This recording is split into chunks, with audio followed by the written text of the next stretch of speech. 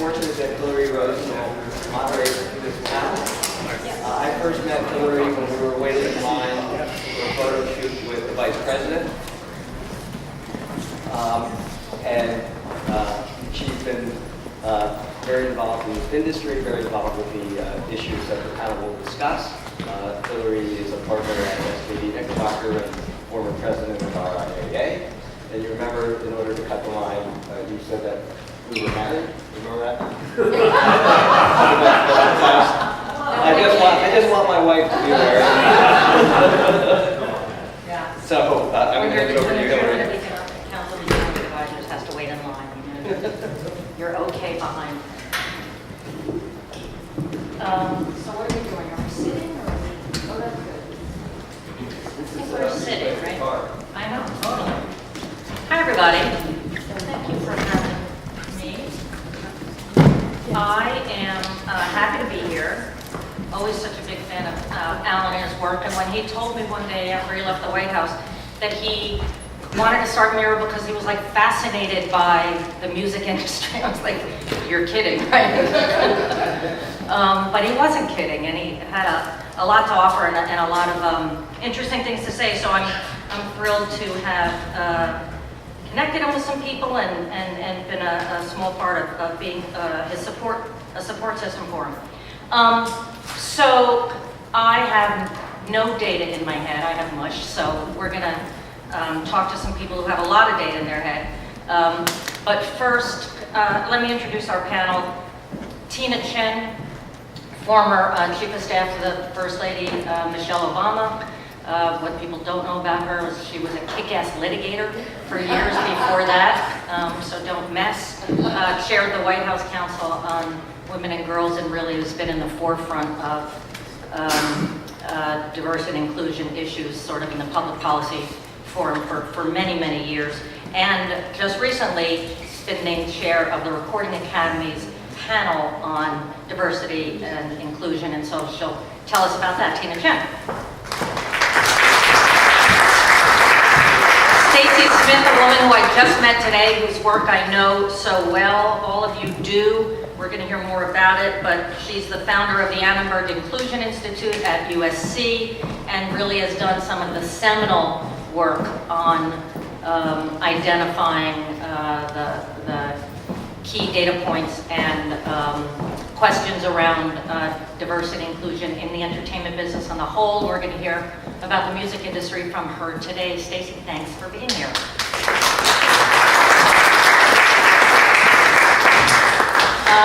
And last but not least, Andrea Damanik, who is a talented and accomplished reporter at Vice. She runs a noisy vertical around the music industry, but really for the last couple of years, as she's been going to listening parties and reviewing artist records, she also did a really important piece on sexual misconduct in the music industry. Something that if you haven't read it, read it because it will give you chills. And I read it and just remembered my 17 years of my life. So Andrea, thank you for being here. Okay, so I've got some notes this way, and I want to face my women. Stacey, let's start with you so you can level set with us, because I think you also had some slides you wanted to show about some of this, and I think we ought to start there. Okay. And just kind of get a picture of who we are and how we're dispersed. And How much time do I have? Yeah, whatever.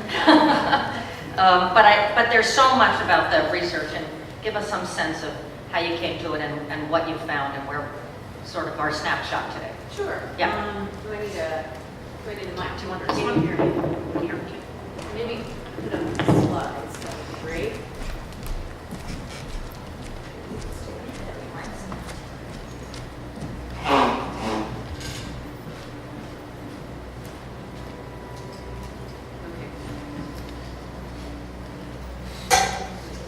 Perfect.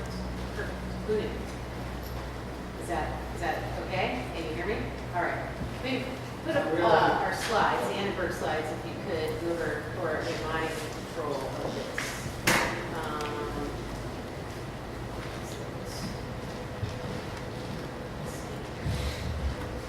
Okay, well, maybe if there's somebody in tech that can get up here and get to this, just so that we, don't waste any time. I'll tell you how we got into this. It's really interesting that typically folks think of us, the Annenberg Inclusion Initiative, as kind of driving data. But what we actually do is we solve things. And I think the inclusion writer is one really good example of something that came out of my thought leadership. And really thinking about using data and having smart solutions that will actually move the needle, because the needle hasn't moved in film, television, and digital.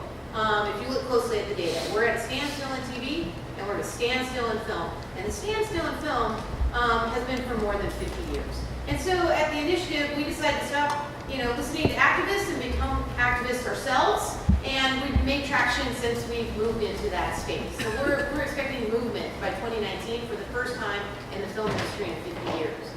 We jumped into the music space because we heard from so many folks that music was worse than the entertainment media we've been studying, which we didn't really think that was possible, but it is, and that's what some of our data show. The curve kind of goes television, film, then music. When you think about the ways in which women and underrepresented groups, though that's one bright spot I'll mention in a minute about this data.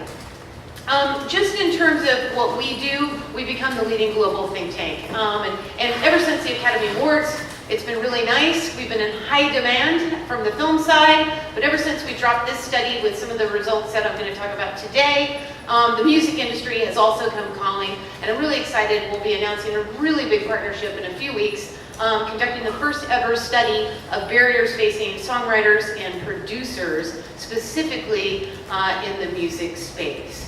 So we dropped a little report in January that caused a little bit of press attention. We have no problem getting access and visibility in the press. And it's one thing that we've really mastered working with the industry is not just doing research, but making it accessible and putting it in the hands of thought leaders.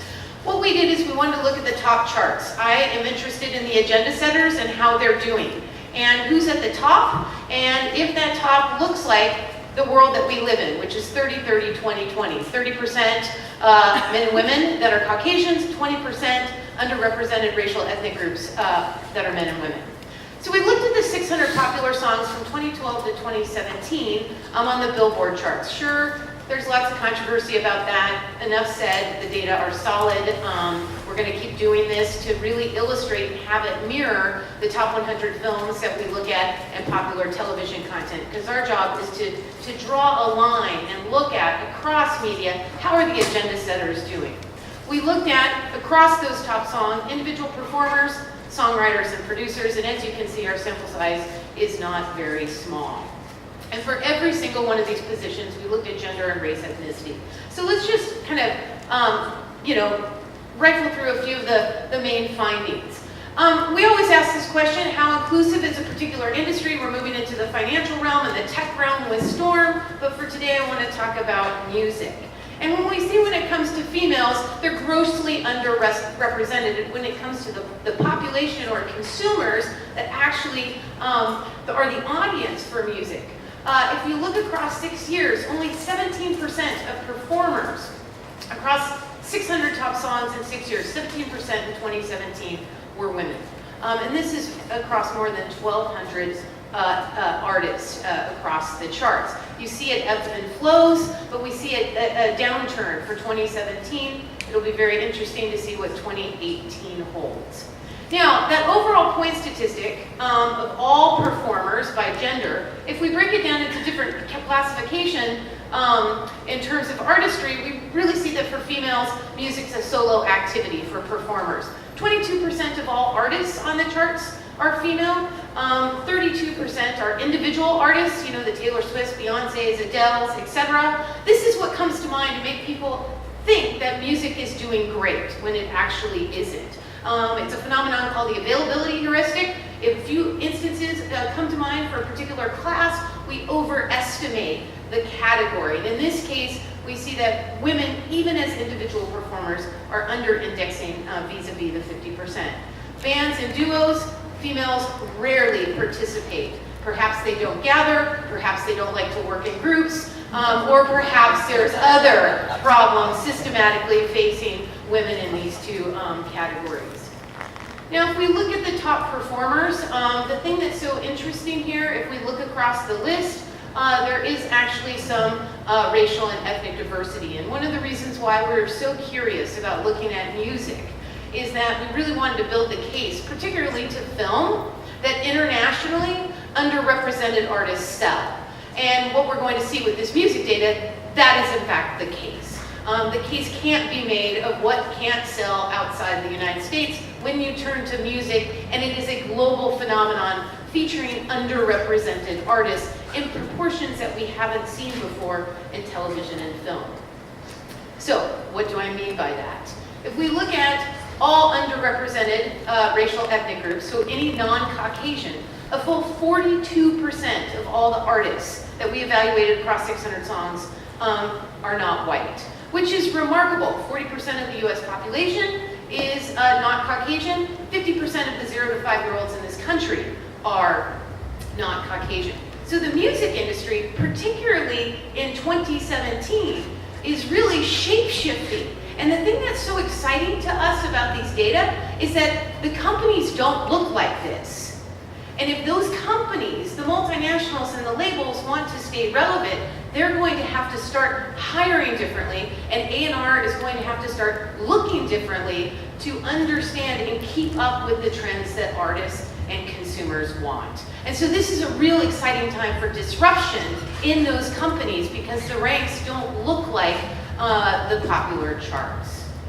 Now, if we just take a look at a few more data points, how is the industry doing with songwriters and producers? Well, it's doing worse. If we look at all songwriting credits, looking at CSAC, ASCAP, BMI, etc., only 12% of songwriting credits went to females. Now, what's really interesting, there's no year-to-year differences here, but when we break it out by person, the most fascinating finding emerges. And you can see that male songwriters have far more credits across the sample. This is looking at individuals who work the most versus females. Top credits for a male artist, and many of these are Caucasian, Swedish in particular, if you're interested. 36 individual credits, and for females it's only 15. But what's really important here is this last bit that came in italics at the bottom. A full 20% of the songs are accounted for by 9 males writing on those songs. And what 9 men should really be responsible, particularly if they're homogeneous, and from a very narrow, and I appreciate that Tina thinks this is funny, 9 men are setting the agenda for culture, essentially. And this is a place that I think should really cause some question about how artistry is framed and who gets access and opportunity, because the same folks seem to be working repeatedly.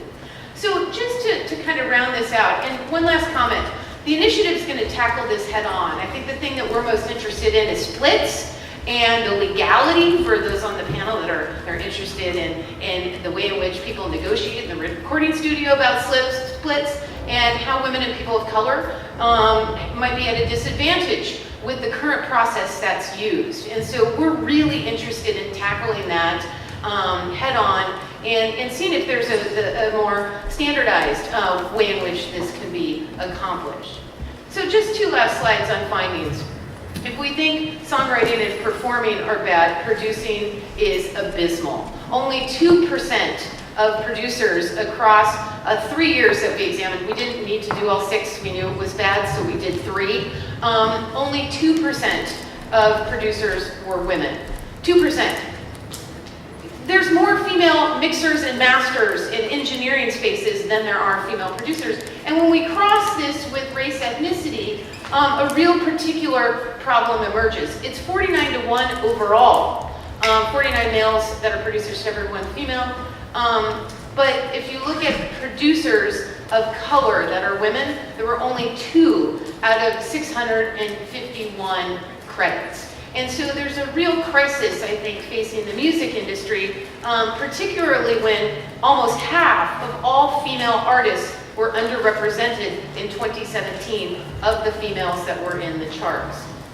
Now, I'm not going to spend time talking about our Grammy data. I'm sure it will come up in the Q&A. What I think is much more important for this conversation is the landscape and how tilted it is, because it raises questions about the pipeline. It raises questions about who's being identified and curated and brought along and signed and promoted in festivals and outreach and marketing and consumption and radio play. All things the Annenberg Inclusion Initiative will be studying for the next 3 to 5 years so we can eradicate the invisibility facing women in many respects across artistry and executive ranks in the business. Thank you.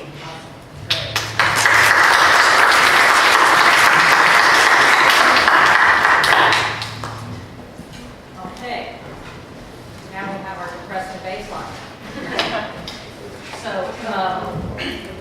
and there are so many things you said that I want to follow up on now. Okay. Again, I'll cut this way, so kind of conversation.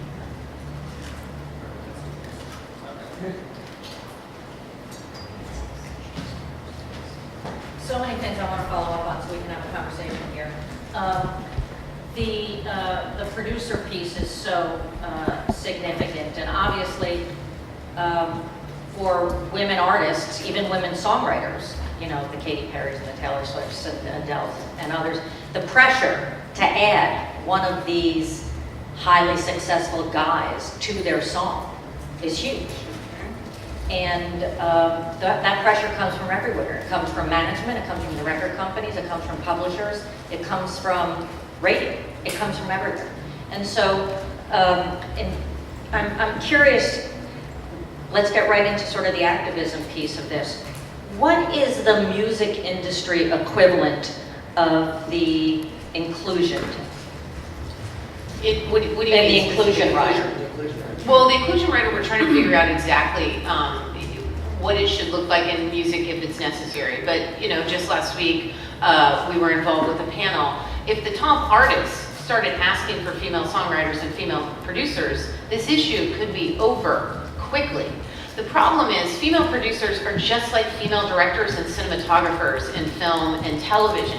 And so it's a leadership issue, it's a trust issue, and what you hear all the time is people frame these decisions in terms of risk. And as soon as you start hearing someone framed as risky, you know that they're going to be systematically either discriminated against or disadvantaged, right? And so I think what the goal is, much like what Time's Up has done with their actor cadre, right? It's putting together a group of artists that care about this issue and ask the labels, ask the multinationals, ask all aspects of their team, send me lists of female songwriters and producers, let me interview, let me curate those relationships. And I just don't know to what degree that happens. I mean, these women, the producers, they're not working. So they're directly analogous to female directors in film. The other thing, the industry, the music business is a little bit different from film in that there is so much more creative control on the artist side than there is on the film side, right? So a record company is going to be involved in helping choose producers, helping choose things, but not necessarily. Frequently, it's just give us a finished product. Here's our budget. Here's where you're going. And so.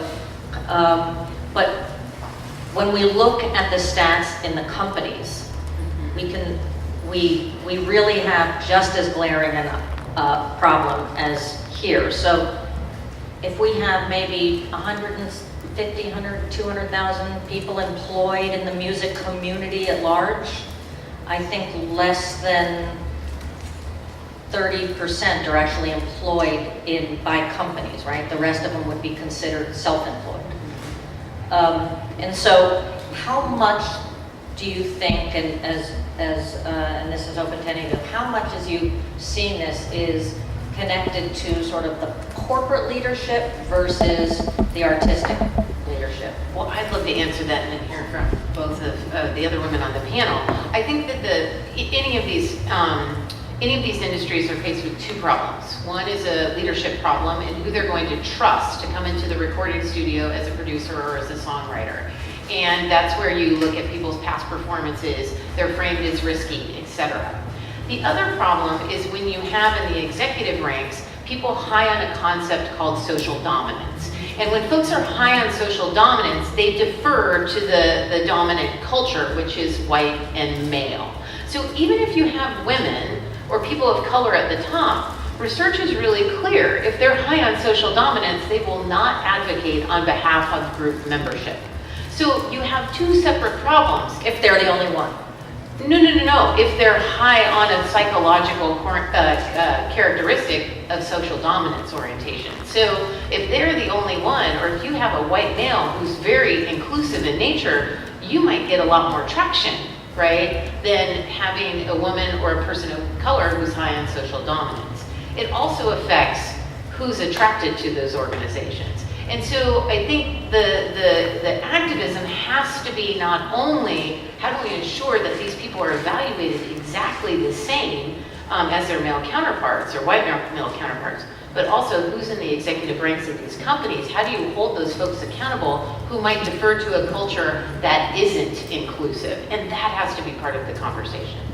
Well, I do think the numbers make a difference in that sort of critical mass sense, right? You know, that as we get more diversity in those ranks, in which case I don't know the music industry. I've come to this, and as I said to the Grammy folks when they asked me, I actually don't know anything about the music industry other than being a fan, but this is the work I've done in so many settings. And what's remarkable, and I'm doing it I did it at the White House, I'm now doing it in building a law practice, to help companies address diversity and inclusion. We're living in an interesting time over this national conversation that we've never had before around these issues.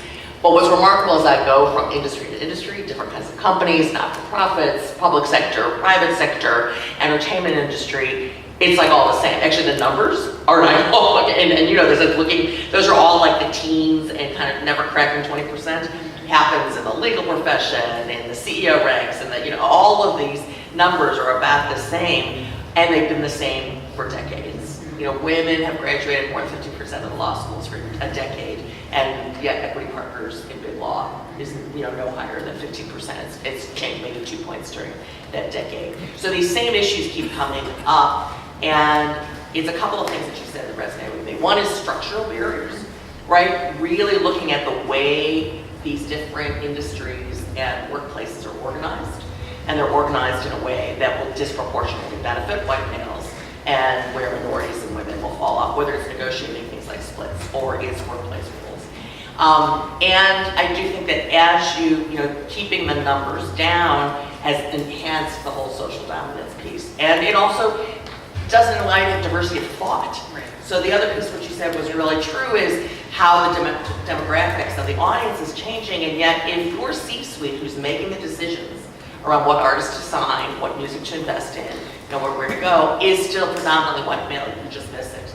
You will miss it, and I keep telling companies, and it's starting to break through, that if you are not diversifying your decision making, I don't care whether you're a ride-sharing company, or you are a software company, or you're a consumer products company, or you're a recording label, that you are going to lose out 10 years from now because you will have missed the boat on new products, on what your consumers care about, on the kind of music they want to listen to, because you don't have diversity of thought in the decision-making room. Right, and you want to address that? Oh, yeah, very much, I agree with obviously a lot of the points that you guys brought up. Specifically, it is a barrier to entry thing. I think it's interesting because we're also at a very dynamic moment in music in that it's a lot easier to discover artists and producers and whomever else, just by looking online. I mean, that's part of how I do it as a journalist. But, ultimately, and I think the data that we saw in the presentation earlier about that massive skew in income is very telling about, the challenges that those artists might actually face. Like maybe there's more of them out there, maybe they're more immediately visible on the ground level, but then when it comes to actually getting into those positions of power, there's still this obstacle of defaulting to the older systems there. I think it starts with awareness. I just think there's such an unbelievable lack of data and information about who the music industry is. I think we are facing a very unique challenge. You know, I'd be curious to hear a little bit more from all three of you about, you know, how different we think what are the ways that music differs from other entertainment industries, and getting a sense of like, what are we calling the music industry? It's really music industries, right? There's, you know, when I was just trying to figure out, you know, just collecting different stories of misconduct for the project that I was working on, I mean, it was like, I look at journalists? I guess, yeah, music journalists count as part of the music industry, engineers, producers, artists. You know, then you have the question of how these issues vary by genre, which I think is a big under-discussed issue as well. I think you can't continue to have these conversations without intersectionality being a part of it. Yeah. It's really true though. My experience is that people always think that we're so special in the music industry, so different, right? That, you know, because it is an ecosystem rather than a single group of companies. But every industry is like that. Right. The automobile industry has suppliers and has, you know, construction crews and it's not just the car companies, right? And so there are analogies across the board, and by so many measures, the thing that is frightening to me is that the music industry seems to be going backwards, not forwards, and where so many other industries are going forwards.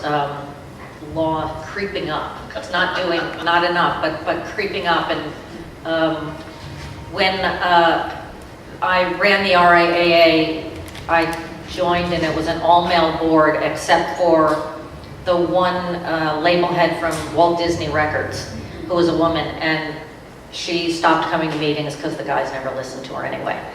And so the only way we could get more diversity on the board was to sort of expand the titles that would be on the board, because it used to just be the label heads. So brought in the lawyers and some of the marketing people and some imprint heads and a couple of indies, and then all of a sudden we had like 6 women. I think now they're back to 4 again, right? It's getting worse. The numbers are getting worse, not better. And it does seem like some more radical test, if not a quota, like an inclusion right or something that create some accountability there. Yeah, I think sort of on that note, I think there's an issue of, when we're thinking about maybe what are some of the unique challenges music faces, this is an industry that's, you could argue, is built on not having boundaries. Right. And I think that is one of the things that makes music unique. I think the great art of the music world comes from the way it delves into the gray areas. But to your point, if I think there's an attitude of lucky to be here that might even be even stronger than other entertainment industries. Right. And that goes from everything from just a non-traditional workplace. Meetings happen at the bar, they happen at shows. You know, if you want to seal the deal, you got to be maybe having a few drinks backstage with the band. And there's nothing wrong with that, but I think it creates an outward perception of, well, maybe there are some things wrong with that, I take that back, obviously. But, you know, there's, how do you maintain an industry that's about celebrating, pushing boundaries and moving forward, but then also maybe drawing the lines and making it more inclusive and not just following, I think, what has been a very white male perception of what boundary pushing means. It's really like something very specific to music culture as a whole if we want to understand how to fix the business too. Well, I think that is the rub, right? It is that clash between the artistic, piece of this and the pushing boundaries, and when it bumps up against business, right? And what it takes, and what's the infrastructure that you need, and what are the investments that you need, and what's the money that you need, that makes this then all of a sudden look like all the other industries. Because once money gets involved and people are making money decisions, investment risk, and how to make money, where all the old adages about what's risky, to Stacey's point, and what's not, what does it look like, who we're going to invest in, come into play, and they all fall into, your standard, stereotypical, we're going to invest in the safe things, we're going to tend to be the people that look like me, and that tends to be being made by an investment decision by a guy who is a white male person, and then that looks like, you know, every other industry. But I think, so we're speaking to a group of economists. I learned a lot of this from Alan. I have to give Alan credit,